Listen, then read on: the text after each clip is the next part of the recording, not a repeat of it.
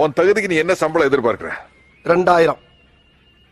காலையில டிஃபன் 5 ரூபாய், மத்தியான அளவு சாப்பாடு 20 ரூபாய், ராத்திரி டிஃபனுக்கு மறுபடியும் 10 ரூபாய், ஒரு நாளைக்கு 35 ரூபாய் ஆகுது.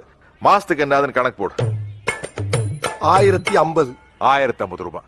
அப்புறம் கேன்டீன்ல நீ குடிக்கிற ஓசி டீ, ஓசி காஃபி, அப்புறம் திருடி திங்கிற பாப்கார்னு, இந்த கணக்குல ஒரு 250 ரூபாய் போடு.